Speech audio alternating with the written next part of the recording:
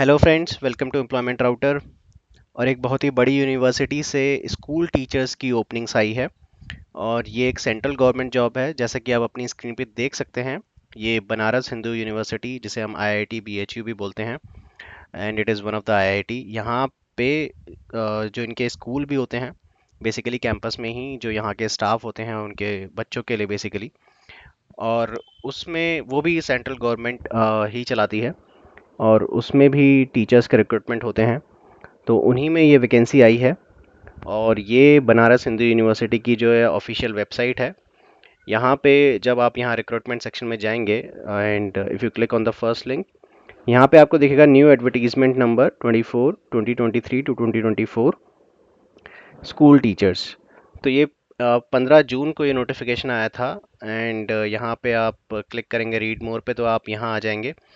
And यहाँ पे आपके पास दो लिंक है, click here for details and click here to apply. तो अप्लाई कर सकते हैं आप डायरेक्ट यहाँ पे इस लिंक पे क्लिक करके।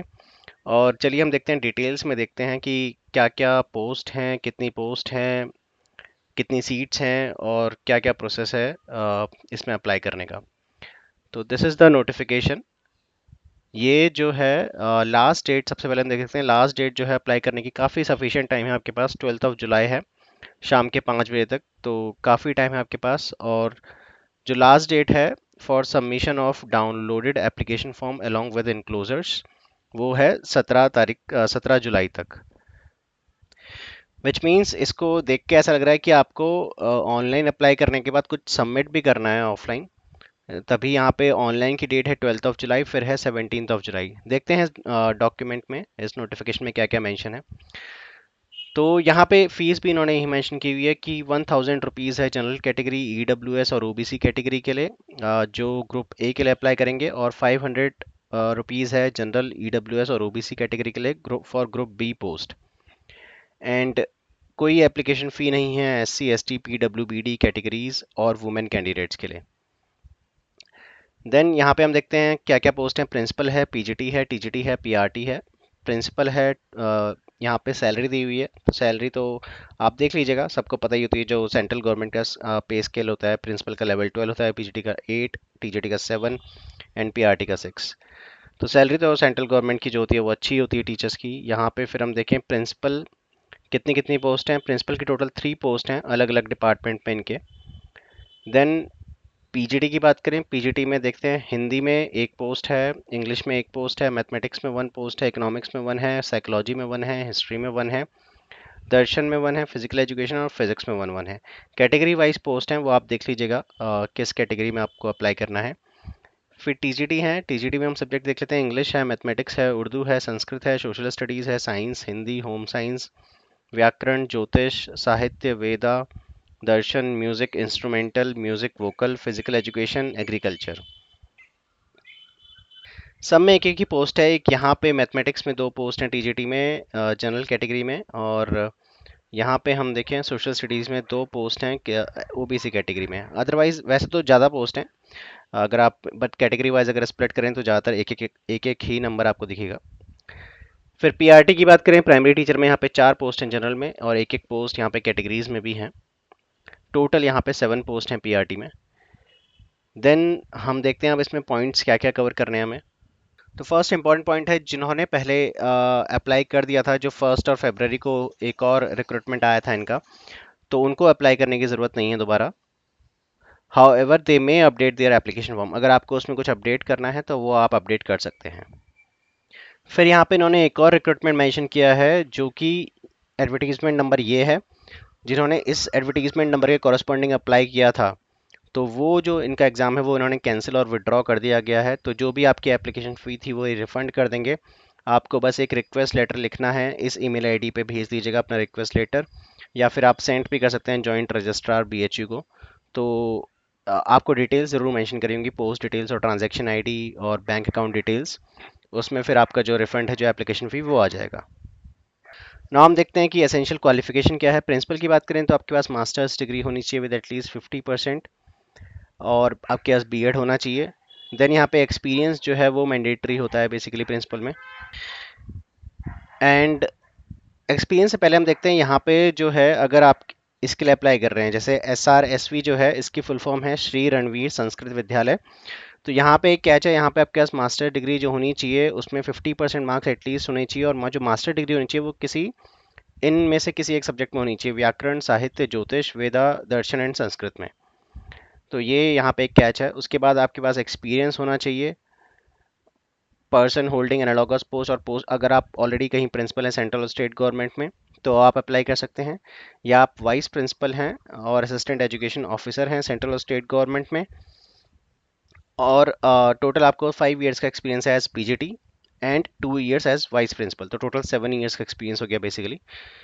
या फिर आप पीजीटी हैं और एज अ पीजीटी आपके पास 8 इयर्स का एक्सपीरियंस है, या फिर आप टीजीटी हैं, एज अ टीजीटी आपके पास 15 इयर्स का एक्सपीरियंस है।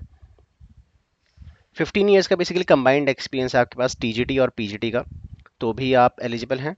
उसमें से 3 इयर्स का आपके पास एस पीजीटी होना चाहिए। तो टोटल 15 इयर्स का experience as TGT plus PGT, उसमें से पीजीटी 3 इयर्स का एक्सपीरियंस है, तो भी आप एलिजिबल हैं। यहाँ पे जो है एक बॉयज़ स्कूल होता है, एक गर्ल्स स्कूल होता है, तो इसलिए यहाँ पे इन्होंने लिखा हुआ है कि जो एक्सपीरियंस है वो मस्ट बी इधर इन अ कोएड स्कूल और बॉयज़ स्कूल ओनली। और जो गर्ल्स वाले में है उसमें भी ये लिखा है कि आपके पास जो एक्सपीरियंस होना चाहिए कोएड स्कूल में हो या फिर गर्ल्स ओनली स्कूल में हो। एज लिमिट टिल 55 ईयर्स तक के कैंडिडेट इसमें अप्लाई कर सकते हैं। फिर आते हैं पीजीटी में। पीजीटी में आपको मास्टर्स चाहिए होता है, वही यहाँ पे है।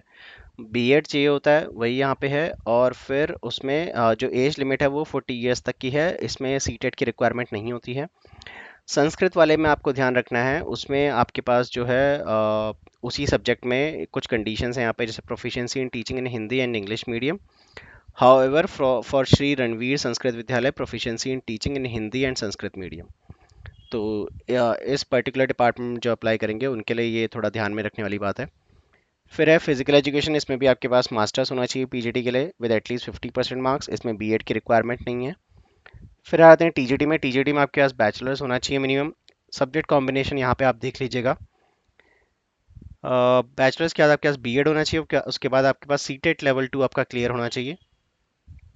इसमें जो एज है टीजीटी की टिल 35 ईयर्स तक के कैंडिडेट इसमें अप्लाई कर सकते हैं। फिर म्यूजिक इंस्ट्रूमेंटल एंड वोकल के लिए यहाँ पे अलग से रिक्वायरमेंट दी हुई है टीजीटी के लिए, यहाँ पे आपके पास म्यूजिक में डिग्री होनी चाहिए और बीएड की रिक्वायरमेंट नहीं है। सिमिलरली फिजिकल एजुकेशन में है आपके पास बीपीईडी बैचलर इन फिजिकल एजुकेशन होना चाहिए और बीएड की रिक्वायरमेंट नहीं है। प्राइमरी टीचर में आ जाते हैं। प्राइमरी टीचर में काफ़ी लोग अप्लाई करते हैं, और जब से वो सुप्रीम कोर्ट का वर्डिक्ट आया है कि बीएड वाले अप्लाई नहीं कर सकते हैं, तो काफ़ी लोगों की नज़र रहती है कि कहीं पे बीएड वाले एलिजिबल हो जाए। तो यहाँ पे हम देखते हैं यहाँ पे क्या है, सीनियर सेकेंडरी आपने किया हो और आपके पास डिप्लोमा हो इन एलिमेंट्री एजुकेशन यानी डीएलएड जिसे बोलते हैं, या फिर आपके पास बीएलएड हो, या फिर आपके पास diploma in education special education वाला हो। यही 3 इन्होंने रिक्वायरमेंट मेंशन की है, जिसका मतलब है बीएड वाले यहाँ पे भी अप्लाई नहीं कर सकते हैं। आपके पास फिर सीटेट लेवल 1 क्वालिफाई हो आप, दैट्स इट। यहाँ पे जो मैक्सिमम एज है वो 30 इयर्स तक के कैंडिडेट इसमें अप्लाई कर सकते हैं पीआरटी में। Online mode of submission of application form shall be essential followed by submission of downloaded hard copy with all enclosures. तो जैसा कि मैंने स्टार्टिंग में ही कहा था, 12 जुलाई जो लास्ट डेट है वो ऑनलाइन अप्लाई करने की है। उसके बाद आपको उस फॉर्म को डाउनलोड करके और जितने भी डॉक्यूमेंट्स हैं उनके साथ आपको इनको पोस्ट से भेजना भी है। उसकी डेट लास्ट डेट 17 जुलाई है, तो इस बात का आप ध्यान रखिएगा। प्रोसेस जो रहेगा वो आप देख सकते हैं, आपका रिटन टेस्ट होगा followed by presentation and interview, ये रहेगा बेसिक प्रोसेस। प्रिंसिपल के लिए भी यही रहेगा, पहले आपकी शॉर्ट लिस्टिंग होगी रिटन टेस्ट से। मे लिखा है इन्होंने, may conduct a written test, depend करता है कितने कैंडिडेट अप्लाई करते हैं। कम ही कैंडिडेट अप्लाई करेंगे तो माइट भी डायरेक्ट उनकी प्रेजेंटेशन और इंटरव्यू हो जाए, प्रिंसिपल के लिए सिर्फ, नॉट फॉर टीजीटी पीजीटी और पीआरटी। और जो आपको अपना ऑनलाइन जो फॉर्म है, जो जब आप अप्लाई कर देंगे उसके बाद उसे डाउनलोड करके जो भेजना है वो किस एड्रेस पे भेजना है वो इन्होंने यहाँ पे दिया हुआ है कि office of the registrar recruitment and assessment cell, Holkar house, BHU, Varanasi 221005 UP. इस एड्रेस पे आपको वो भेजना है ऑन और बिफोर 17 जुलाई। तो ये डेट आप ध्यान रखिएगा, कहीं ऐसा ना हो कि आप ऑनलाइन अप्लाई करके छोड़ दें। ऐसा नहीं है, आपको ऑनलाइन अप्लाई करने के बाद उसको डाउनलोड करके और उसके साथ इन्होंने यहाँ पे लिखा नहीं है बट यहाँ पे लिखा था downloaded application form along with the enclosures. तो उसके साथ अगर कोई डॉक्यूमेंट्स हैं वो भी आप लगाने होंगे, जब आप अप्लाई करेंगे तो वहाँ पे आपको वो शो करेगा, तो वो भी लगा के आपको फिर इनको भेजने हैं। तो ये बाई पोस्ट स्पीड पोस्ट से आप भेज सकते हैं, तो ये आप ना भूल जाए, कहीं ऑनलाइन अप्लाई करके मत छोड़ देना। तो this is the information which I wanted to share with you, with every one of you. तो अच्छी अपॉर्चुनिटी है, सेंट्रल गवर्नमेंट की जॉब है, परमानेंट जॉब है, कॉन्ट्रैक्चुअल नहीं है, तो जो लोग इंटरेस्टेड हैं they can apply. Thank you for watching this video, friends. Hit the like button and subscribe the video channel and press the bell icon.